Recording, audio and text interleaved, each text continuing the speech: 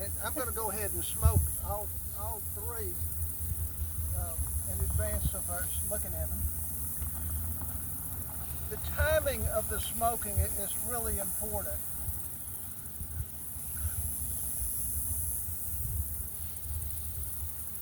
Do you want a video? Do you want me to take a video up close with? First have a scheme where they place their brick to tell them what the hive was looked like the last time they were here. My scheme has always been to mark a queen right hive with a brick straight. A queen right meaning that I have a queen in the hive and she's laying eggs. If I had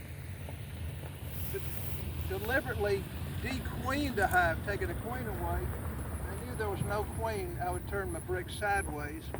If it was just a maybe, if I didn't know I had one, like maybe it's a new queen, I'm waiting for her to start laying eggs, that would go diagonal. It allowed me to, at a glance from the road, just see what the condition of the hives is like.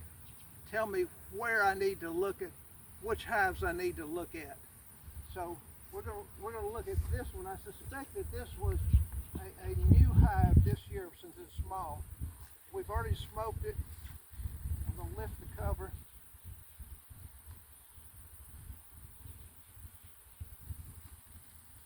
We use two covers, an outer cover and an inner cover.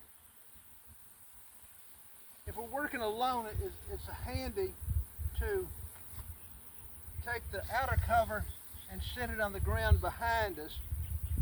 That makes a tray that we can put the individual boxes on without sticking them down in the grass. Jeremy Bemis likes to make hive stands like this, and those are nice. Jeremy's a whole lot taller than me, so he makes his stands taller than I would like. I like them a little closer to the ground so that you don't have to work above your head. Next we get to an inner cover, and the purpose of the inner cover is to provide ventilation in the hive and also to keep the bees from propolizing their frames to the cover. Bees use propolis to seal up the hive. That's this substance right here. They make it from the saps and gums or resins of mostly evergreen trees. It's as sticky as day-old chewing gum on the sole of a tennis shoe. And they seal all the cracks of the hive up with it. But it's also an antimicrobial barrier in the hive. And here we see honeybees.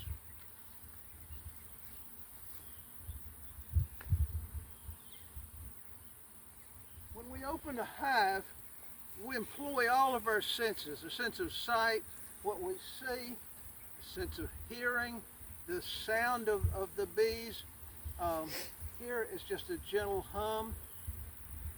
If this hive had lost its queen, if it was not queen right, it would usually buzz up at me when I first opened it. It'd go buzz for a few seconds.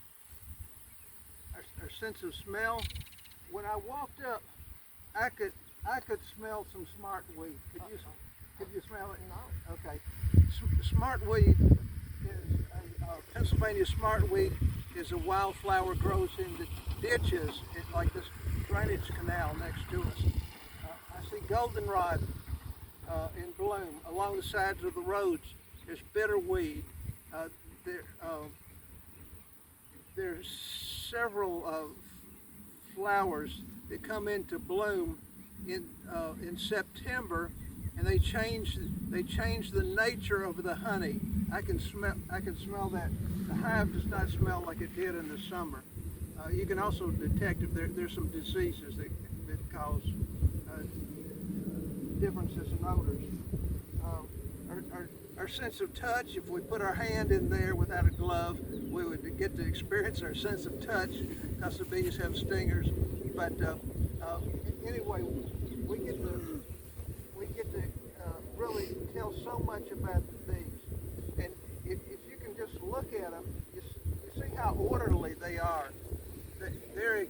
us right now.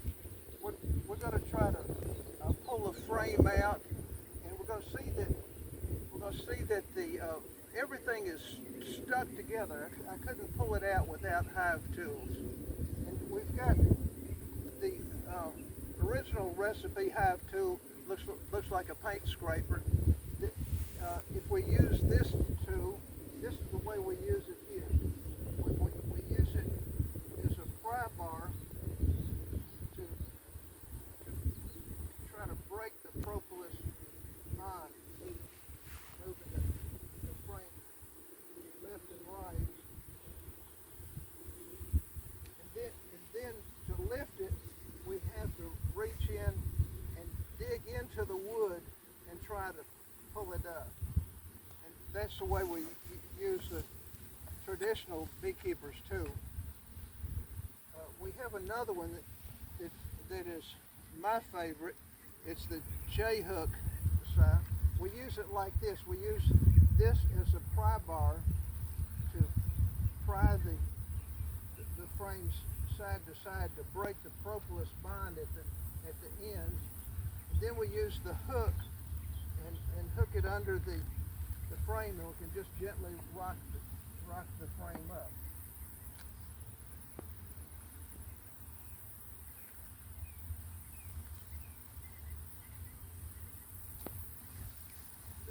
Come smell it. Smell in the hive, and you can smell the smart weed. Oh yeah. Okay.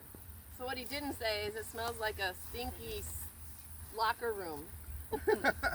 Smells like dirty sweat socks. I have pulled frame number 8. You know, we talked about the bees cluster where the queen lives and where she lays eggs. It is about the size of a volleyball, and frames 3 and 8 are going to be on the edge of that cluster. And so I pulled frame number 8 out.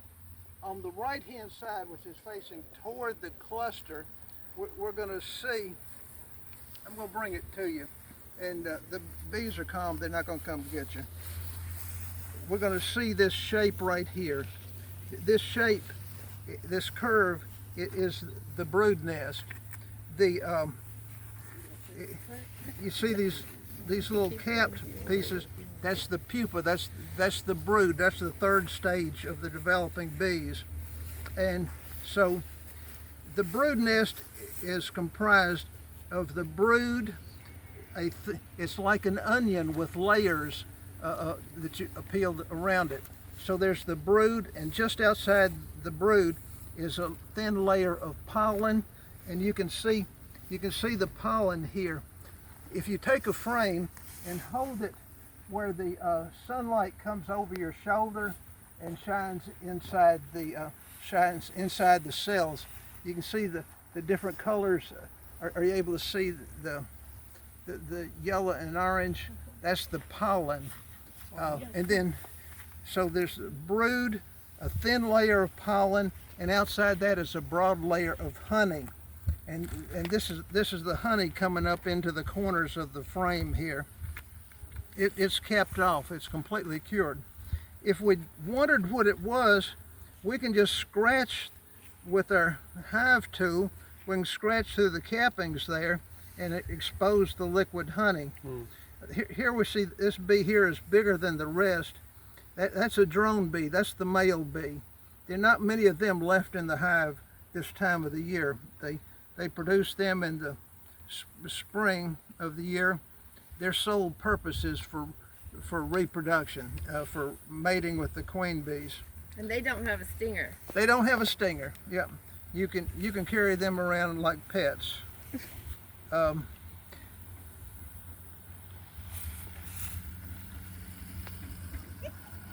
One thing that I've learned is I wish that I had gotten black plastic foundation, because then it's easier to see eggs and larvae. So, take this, Leslie, and you can see this has got black foundation. You can see eggs in it.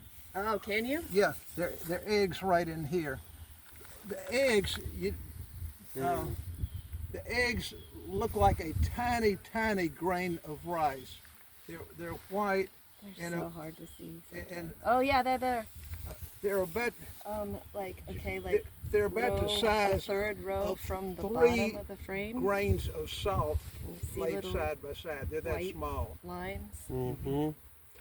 But the brood is going to be made up of eggs, and then larvae, and then pupa, and then they become adults.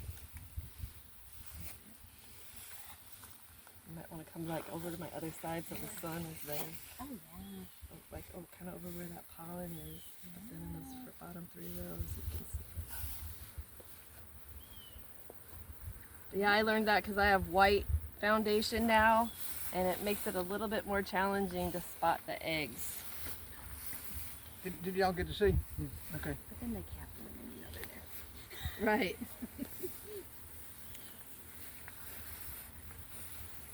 That's fascinating. Isn't that great? Yeah, And, thank and you. look at their behavior. That's pretty incredible. Yeah. And hey, if they're behaving this well, you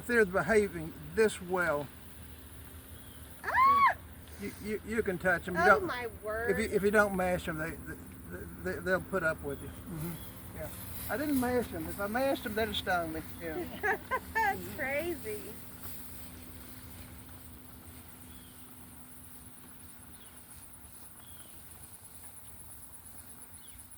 I'm gonna close the hive back up. Is there anything more we want to talk about? That's